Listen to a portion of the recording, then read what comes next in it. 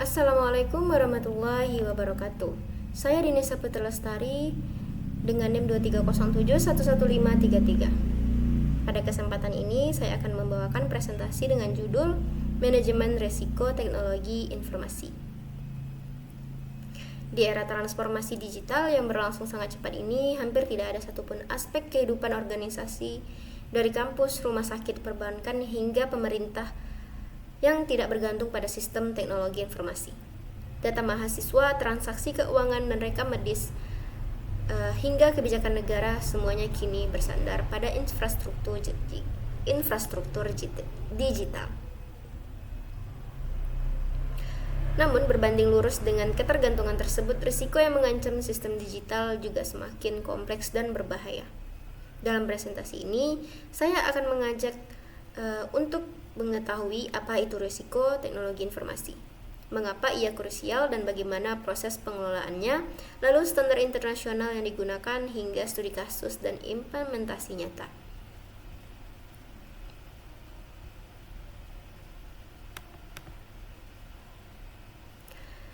Nah, apa itu resiko teknologi informasi? Resiko teknologi informasi adalah potensi kejadian yang dapat mengganggu layanan, rusak data, atau menghambat pencapaian tujuan organisasi. Risiko muncul dari ancaman eksternal maupun internal. Nah, tujuannya yaitu untuk mengelola risiko, untuk memaksimalkan nilai bisnis sambil meminimalkan potensi kerugian melalui identifikasi, evaluasi, kontrol, dan transfer risiko. Pendekatan ini mendukung kontinuitas operasional dan kepatuhan terhadap peraturan. Nah, prinsip dasarnya itu berprinsip pada CIA, yaitu fokus pada kerahasiaan atau confidentiality dan juga keutuhan atau integrity dan ketersediaan yaitu availability.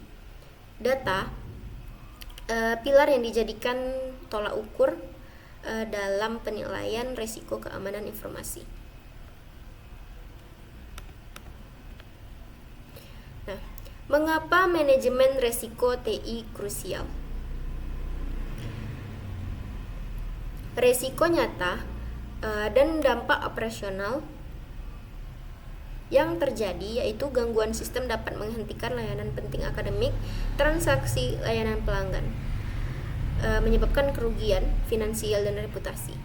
Studi jurnal menunjukkan doubting berkorelasi langsung dengan kehilangan pendapatan.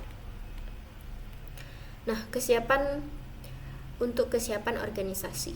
Penilaian kesiapan atau readiness ini membantu menentukan gap control atau kebutuhan SDM dan investasi infrastruktur untuk mengurangi exposure risiko. Dan juga untuk standar dan kepatuhan. Nah, mengadopsi standar internasional seperti ISO 31000, manajemen risiko itu memberikan kerangka keras, teruji untuk tata kelola dan audit, serta meningkatkan kepercayaan pemangku kepentingan. Nah, tahap pertama yaitu kita melakukan identifikasi risiko dengan cara melakukan pemetaan aset, lalu identifikasi ancaman dan kerentanan, lalu melakukan metodologi dan kerangka. Pada tahap pemetaan aset, kita melakukan inventaris aset, mencakup perangkat keras, perangkat lunak, data sensitif, dan layanan cloud dan hubungan pihak ketiga. Aset dinilai berdasarkan nilai bisnis dan exposure terhadap ancaman. Lalu pada tahap identifikasi ancaman dan kerentanan, kita mengidentifikasi potensi ancaman baik berupa malware, phishing, atau kegagalan listrik, dan kelemahan teknis melalui proses. Tekniknya itu dengan cara wawancara, dengan cara checklist, dan juga dengan cara vulnerability scanning dan juga threat modeling. Pada tahap metodologi dan kerangka, kita bisa melakukan atau menggunakan kerangka seperti COBIT, NIST, atau panduan ISO untuk memastikan cakupan identitasi yang sistematis dan dokumentasi risiko yang dapat ditindaklanjuti. Lalu tahap yang kedua yaitu analisis dan evaluasi risiko.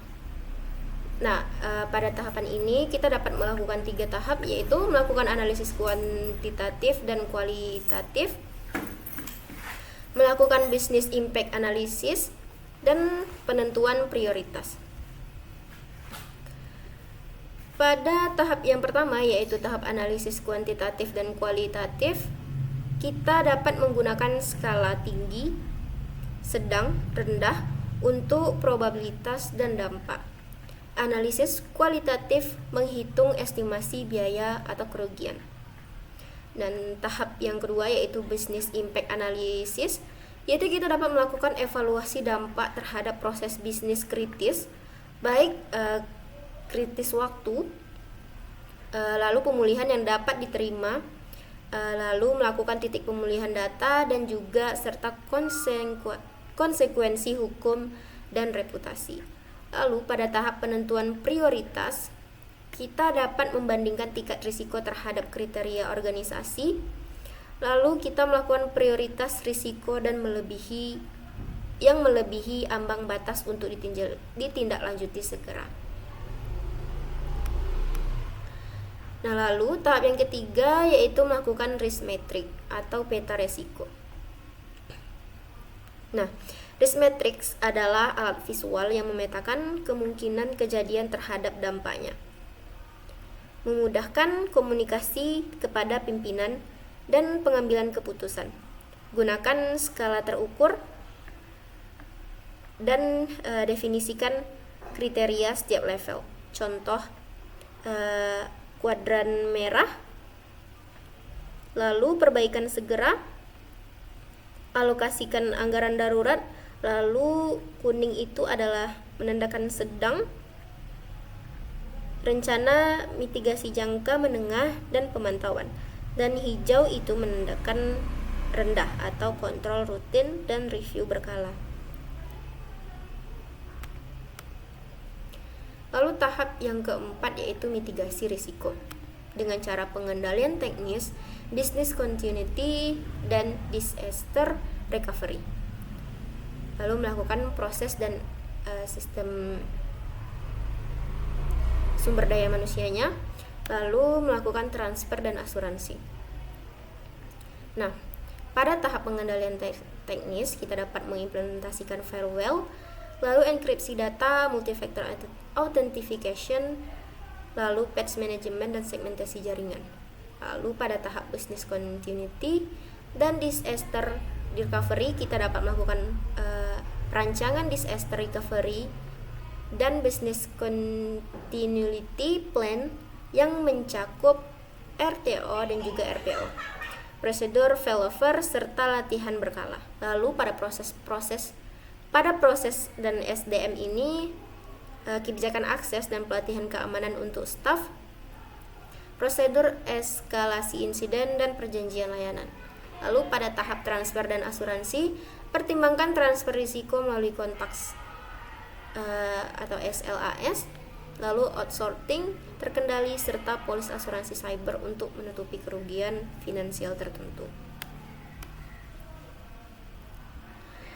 Lalu standar yang digunakan yaitu ada 3, yaitu ada ISO 31000, yaitu kerangka umum manajemen risiko yang menekankan konteks organisasi, pemantauan dan perbaikan berkelanjutan. Banyak jurnal yang menegaskan relevansinya untuk manajemen risiko strategis. Lalu ada ISO 27001 atau ISO 27005 dan juga COVID 5 dan juga COVID 2019. COVID 5 atau COVID 2019 ini adalah kerangka tata kelola TI yang membantu menghubungkan kelola TI dengan tujuan bisnis dan metrik kapabilitas. Nah, studi kasus implementasi nyatanya yaitu UMKM XYZ ini memetakan 21 risiko utama melalui workshop internal dan pemindaian kerentanan. Tindakan prioritas, perbaikan produk, komunikasi backup, dan juga peningkatan kebijakan akses. Hasil pengurangan insiden operasional 45 dalam 12 hari. Nah, Pembelajarannya adalah skala organisasi menentukan prioritas tindakan, solusi sederhana dan prosedural seringkali paling efektif untuk organisasi dengan sumber daya terbatas. Referensi diambil dari artikel studi kasus di Jurnal Manajemen TI. Kesimpulan dan langkah selanjutnya adalah risiko TI tidak bisa dihilangkan sepenuhnya, namun dapat dikelola dengan framework yang tepat melalui identifikasi sistematis, analisis yang terukur, lalu melakukan pemetaan dan komunikasi dan mitigasi yang berkelanjutan. Langkah prioritas yang dapat kita lakukan adalah yang pertama, buat inventaris aset dan profil risiko, lalu menerapkan risk matrix dan tentukan ambang risiko, lalu melakukan rancang DRP atau BCP, lalu lakukan pengujian dan pelatihan rutin, dan melakukan adopsi standar ISO dan juga COVID, dan audit berkala. Dokumentasi profil risiko sekarang, jadwalkan workshop lintas fungsi, tetapkan pemilik risiko, dan mulai literasi mitigasi. Transformasi dari reaktif menjadi proaktif adalah investasi jangka panjang untuk ketahanan digital organisasi. Sekian dari saya. Wassalamualaikum warahmatullahi wabarakatuh.